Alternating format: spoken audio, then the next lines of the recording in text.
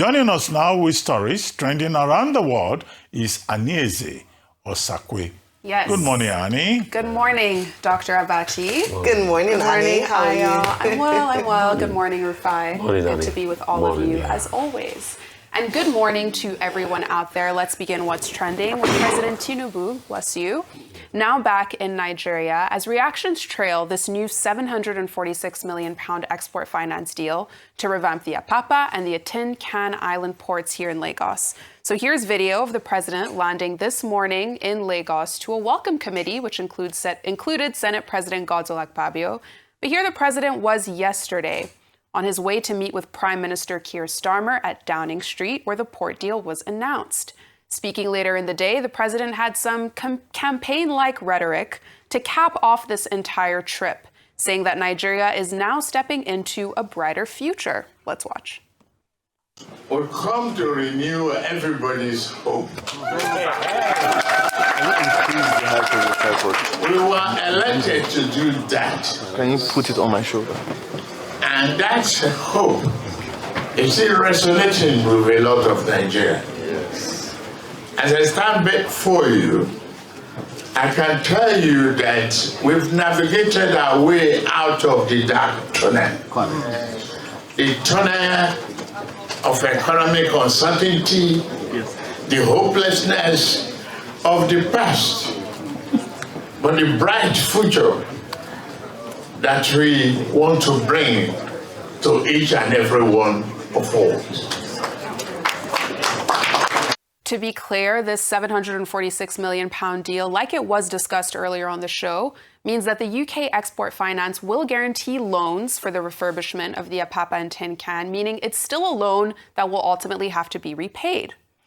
I'll take a quick reaction from one person on X who said the agreement is for the redevelopment of ports in Lagos. Why is Tinubu's government only focused on Lagos ports that are doing very well and get congested? Why not develop Delta or others? If Tinubu is serious, let him invite the British to invest in upgrading electricity or rail. But meanwhile, we also saw a mini media tour of sorts from some members of the president's administration, with none other than Daniel Bwala, the president's special advisor on media. Bwala has been under some criticism following his below-par performance during a program with another international news channel, Al Jazeera. But in an interview with BBC circulating on Thursday, Bwala promises Nigerians that they will receive financial help for the cost of living crisis. Let's watch. Be earning more as a major oil producer from a higher global price of oil. We heard an analyst before say it could go upwards of $150 a barrel. Would you spend that excess money, to use your word, helping Nigerians who feel the cost of living rise? Precisely. That's what's going to happen. And I think that it has already started. It's like a breakthrough, like somebody who prays to God. You don't wish for what is happening in Iran, but all things work together for good. So a clear commitment then from the Nigerian presidency that Nigerians for whom the cost of living rises, there will be financial help. Exactly. Okay. Yes, sir. So that was Bwala basically saying that the government is promising to help Nigerians because of the increase of money from the higher prices of oil. So we'll wait to see if that actually comes to fruition.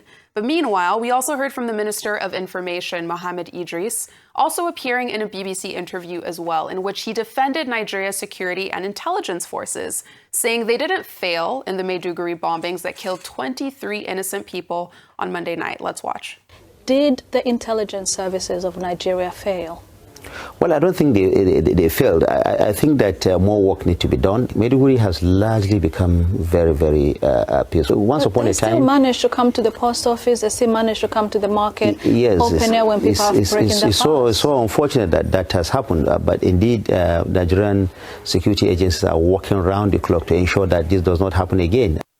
And I'll come to you on this, but while the minister may think that Nigeria's intelligence forces just need some work, it's likely going to take a lot more than that. There's a new report that we'll put up briefly. It came out on Thursday, and it found that Nigeria is now ranked 4th in the Global Terrorism Index with attacks in 2025 up by 43% compared to 2024. And that's the graph that kind of shows that increase in terrorism in Nigeria. But Ayo, if you can just tie all of these stories together, how Nigeria did at the state visit, Bwala back on the airwaves, the minister defending our security forces, it's a lot, but it all has to do with Nigeria and how we're seen by the public, basically. Okay, so I'll touch very briefly on each of them. First of all, we've had quite a detailed conversation and analysis on the state visit, so people can watch that. We had an interview earlier on with Professor Bola as well.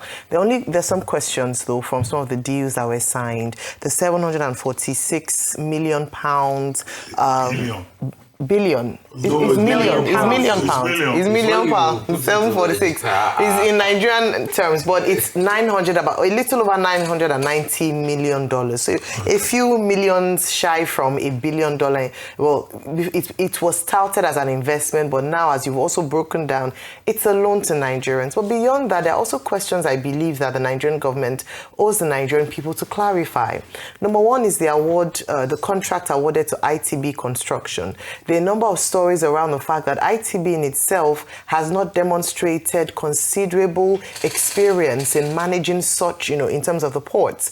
If you go on ITB's website, I went on their website, a lot of the construction projects they've embarked on in the past has been largely high-rise buildings. And it said that it was at the FEC meeting in February that this award was given out. So it would be great for the explanation as to due process, what the tender process was like, why ITB was the choice to host or to be the one to manage such a huge project such as this for the Nigerian people. I think that's one question to answer. Then around the other, things that were signed, agreements, there's still some gray areas as to how this chiefly benefits Nigerians. Those are some of the questions I believe that in the coming days, the spokespeople to the president should answer the niggling questions from Nigeria. I just saw that Mr. Temitope Ajayi has clarified areas around the signing on the repatriation of Nigerians who are illegal overstayers in the United Kingdom, saying that they're not taking non-nationals from it. So those kind of clarifications are important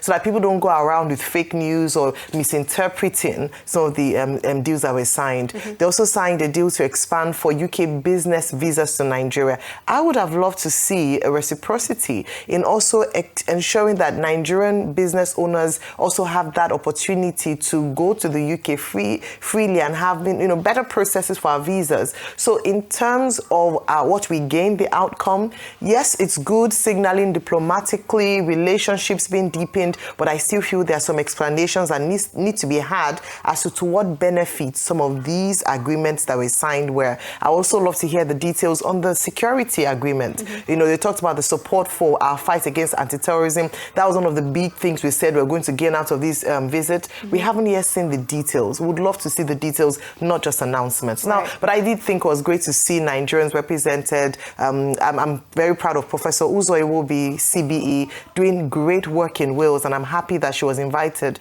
to meet alongside some distinguished Nigerians. Now, coming on to Mr. Bwala, I think I want to praise his resilience. Despite the backlash he got from the last interview with Al Jazeera, he's still able to go on. But the only thing about that is that when you have seen not to be able to stand by your word, when you speak, there's a question mark. People have to check whether or not to believe what you've said or not, so that you don't recant your words in a few months down the line. Don't forget that in coming to promise that, they're going to use this windfall to benefit Nigerians. Remember in the first instance when Donald Trump released that tweet around Christian genocide, he said that in the coming days, Donald Trump might meet with President Tinubu. That meeting never happened. Right. So, we need to remember those things, that when we have announcements from presidential spokesperson, there needs to be a level of credibility to it. Unfortunately, time and time again, he hasn't been very credible. So I can't really take this promise until it comes from a source that we can really rely on. And then finally, with regards to insecurity, the Minister of Information has spoken well. However, it's important to note that the taste of the pudding, like I like to say, is in the eating. The actions, or what we see, the evidence, belies some of the things they've said. So what we are asking for and we keep pushing for is actual seriousness in tackling, not just announcements as to plans or what they are currently doing. Nigerians want results. We just want insecurity to end. End of story. That's it. Quickly. So, what I'm very concerned about is two questions. Number one, the government should show us the tender process at which they arrived at high-tech construction, ITB, owned by the same as the preferred bid for this contract. And let me break the contract down. What they are going to do, the quays wall of the ports, that's what they want to be rebuilt, because the quays wall and the structure is already down. They've been trying to patch it, it's not been working. They'll put in an automation system and do some other work there. The entire project length of the contract is 48 months. So the first question is, they should show us the bidding process and how that company became the preferred bidder of a contract of over 700 million, because you can't have a contract of over 700 million and we don't even know that a bidding process went on. I'm not aware. Maybe I'm not current. Secondly, they should tell us the terms of the loan. What is the moratorium? Because every loan should be able to have a moratorium before they start paying. Right. All right? And what is, percentage interest rates and things like that. Because we are going to pay interest on it. Then thirdly, I know from my research that UKEF loans, normally, if UK back it up for you, like they are doing now, if they guarantee, what's the call? They call the word now? They guarantee the loan. 20% of the proceeds must come to their own economy. It's part of the deal. Yeah. I know some of the loans too get up to about 5 to 10 years based on other deals. And I know at some point, it is after the completion of the project, you start paying the principal, or I don't know how they pay the interest. But they should tell us the interest of these loans, to break it down, the tenure of these loans, how long are we going to pay it for, and every other thing. And please let us repeat for the opt-in time. It's a loan, not an investment like the couch. It's because the secret is out now. Right. That is a loan. As the last 2 days ago, they were calling it UK, we invest, we bring. It's a loan. It's a loan. Loan, you need. Yes, just so as we wrap it up, there are some other dimensions. One is that this was a win-win trip for Nigeria. I had made the point that in the plan with the ports, British Steel, which has just been reorganized, positioned for greater efficiency and achievement, is going to gain more. And it breaks one's heart to know that over 200 million pounds of steel will be coming from the UK. When once upon a time in this country, we had Oshobo Steel Rolling Mill, we had Ajaokuta, and then we couldn't do anything without strategic investment. We were just jumping from the Russians to the French, and we even got international arbitration cases over all of that. So this speaks also to the failure of Nigeria in terms of foresight. The second point, we saw that the movement in the UK was very well organized. Even to go to number 10 Downing Street, there was no go-slow anywhere. Now President Bola Ahmed Tinubu has returned to Lagos. We are pleading. Nobody should create Strait of Hormuz around Falomo, Awolowo Road, and all the adjoining streets.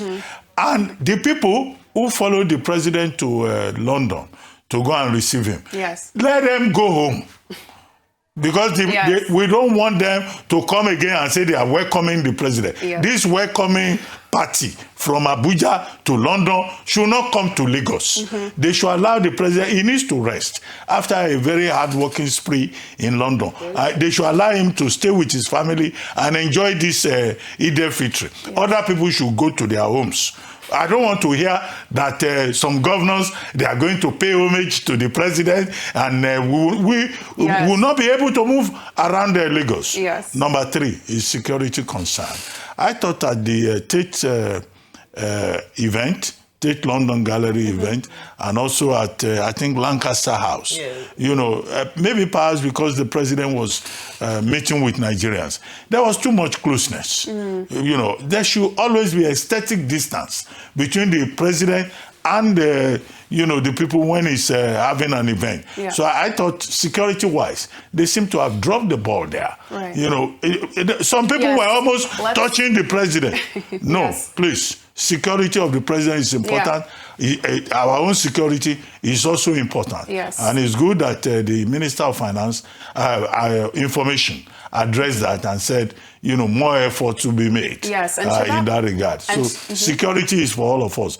But for people to just be crowding around the president who represents, the symbol of our democracy, I think whether at home or abroad, they should pay attention to that. And like you said, as we talk about insecurity and the comments that we heard from the Minister of Information, let's take our next story with a popular Nollywood actor, Aremu Afolayan, begging for Nigerians' apologies after a firestorm of backlash over his comments at a pro-Tinubu political gathering. So at that event, he downplayed insecurity, suggesting that some reports were exaggerated, were scripted, while also dismissing concerns about economic hardship. Well, in a new clip going viral, the actor admits that he was wrong. Let's watch. No. It be equal. Me the show go wrong. What I was trying to say in the video is, bury anybody to say, hey, one Bola ti biba yo. And someone in the news is telling you, don't worry, nothing is happening, be calm. Emma Dalongo. Don't answer that person because that person is reading a script. That was all I was trying to say. What I was saying in essence is insecurities in Nigeria. I'm withdrawing myself. Anything that has to do with politics,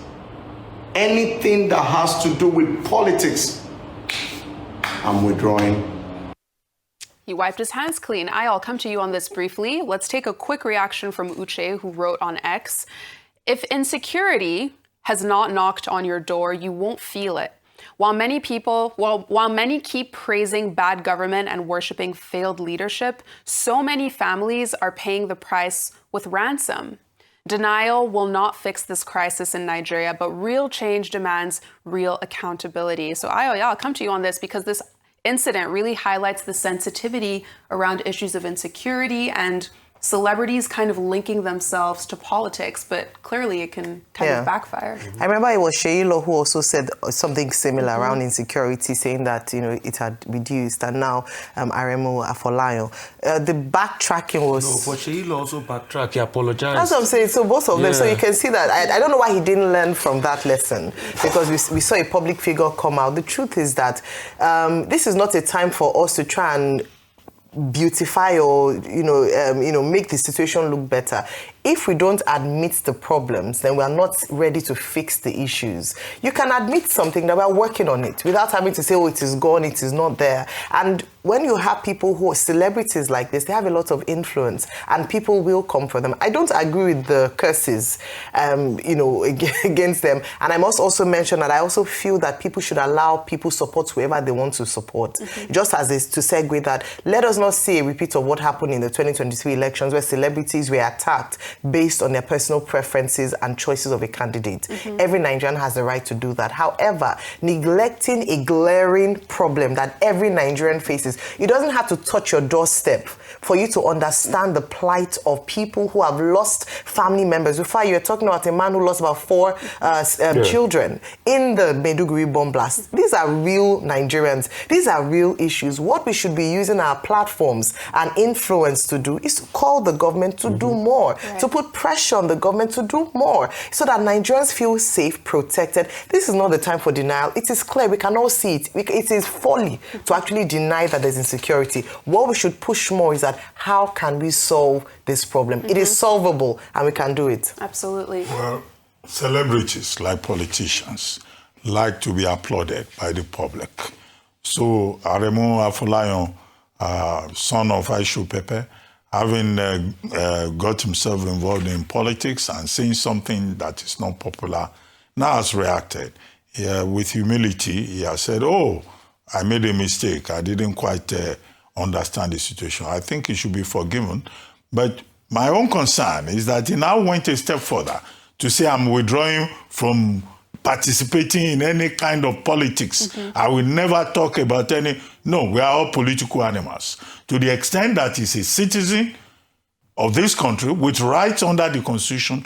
He has the right to hold an opinion, no matter how contrarian. He has the right to continue to comment on politics. What is that popular phrase? We are all political animals. So he should not say because of that he will stop making political comments. No, he should go ahead and speak. If he makes mistake, he can change his mind. It's also part of his right to change his mind. Yes. So I don't have problems with people supporting whoever they want to do. But please, if you support whoever you want to support, do not go the line of partisan hypocrisy. When you see things glaring and you choose to say otherwise because you have a partisan slant. That's just what I have a problem with. Deal with the facts, say it the way it is, so that you don't have to eat your words back when they give it to you. Simple. You can support anybody, but the partisan level of hypocrisy is what scares me. The politicians themselves are the ones setting bad examples. Today they are in Labour, tomorrow they are in ADC, next tomorrow they are in APC. So, you know, it's just the way our politics is not based on ideology and principles. And it gets to everybody. But the politicians, Dr. Abati, that's a different matter. I'm talking about partisan hypocrisy. I'm talking about you can support the APC, but you can still acknowledge that insecurity is bad, government fix it, but it doesn't stop you from supporting the APC and say, okay, I'll vote for Tinubu. But you can still say government is bad, the insecurity level is terrible, people are suffering, and still support the APC. So it's the partisan hypocrisy. You can also collect money from politicians and you vote for another party on election day. You can speak for one party and choose another party. It's the ecosystem. We now have to move, but it's definitely a story that we can keep talking about. But I'm going to keep this train moving because we have another development, a big story that was trending this week, where a new video from a US-based lawyer, her name is Olachi Holman, trending on social media, with Holman posting her own account about her experience as a student at Igbinidion Secondary School in Edo State. Now, the school had been trending after a series of viral videos showed a brutal assault inflicted on a young boy by school bullies. But in this new video, Holman recounts the severity of her own trauma that she experienced at that school. Let's watch. In charge, when I attended Igbinidion Secondary School, armed robbers broke into girls' hostel, and a girl that ran to call the matron was shot at by these armed robbers. And I need for you to know that Igbinidion Education Center in Benin City, Nigeria, did not notify our parents. In fact, my classmate and friend's older sister started telling parents who were trying to drop their children off the next day, please don't bring your children to this school. Armed robbers came here last night and they won't let us call our parents. I want you to know that the principal, or maybe she was head of center at that time, God rest her soul, slapped that young lady, called her a prostitute. They locked us in the dorm so that we couldn't come out and tell other parents not to drop their kids off, and so that we couldn't ask people to call our parents to tell them that we had been robbed and shot at the night before. My dear, these are just a few of many stories that I can tell you about that school.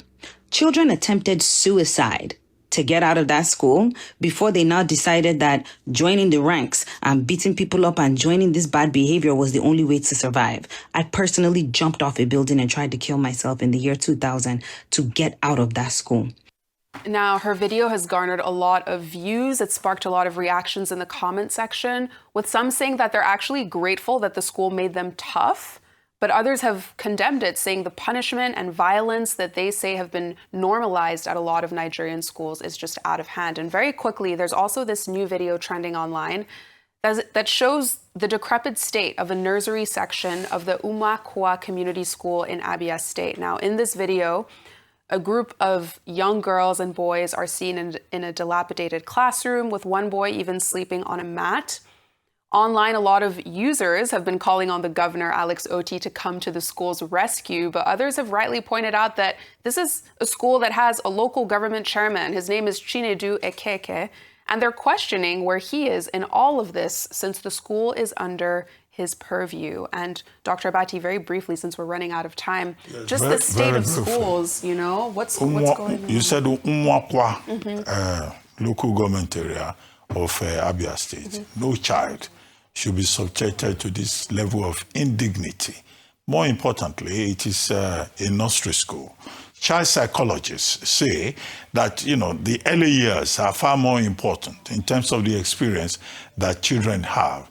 And then you subject children to this. In fact, the most tragic part of it is that there are worse schools, not just in Abia, but in other parts of the country. We have seen schools on this table that do not have roofs.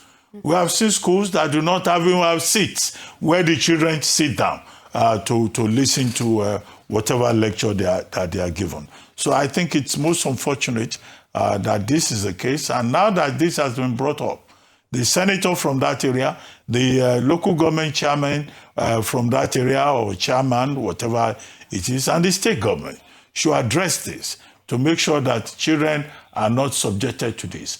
If the nursery school is like this, you can imagine what is likely to be the case in the secondary school in that community. Mm-hmm. As for the lady from Igbinedion Education Center, look, what she said is heart-wrenching. Mm-hmm. She said that this is not new.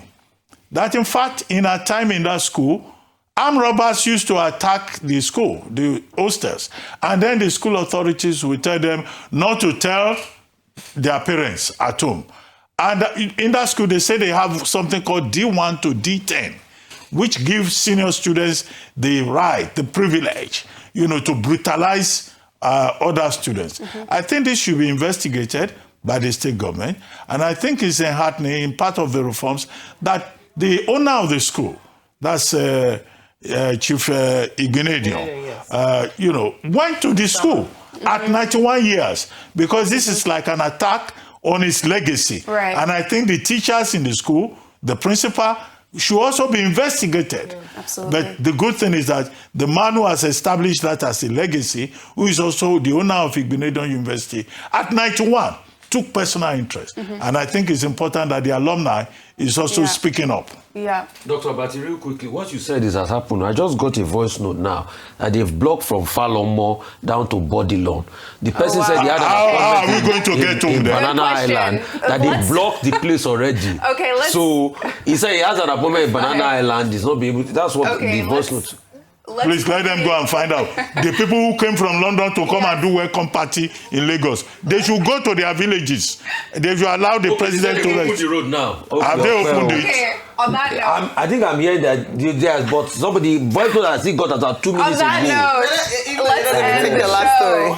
Let's take our final story under entertainment, where in honor of Eid, marking the end of Ramadan, the Afrobeat star Asake just released a music video for his song Worship, in which he captioned on Instagram, Eid Mubarak. Let's watch. Alhamdulillah, praise be to God, no matter your condition. Forget all your loss, something must go before something come. It is work, no be luck. Sin is believing, you have to trust yourself and wait for the result. Never feel remorse.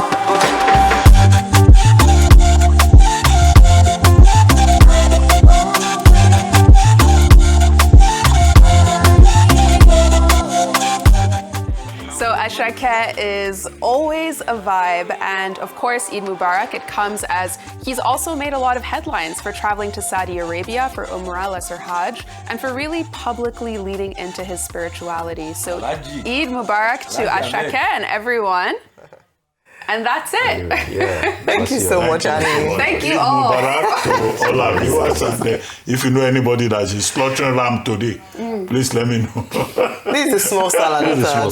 Some people slaughter lamb. Anyway.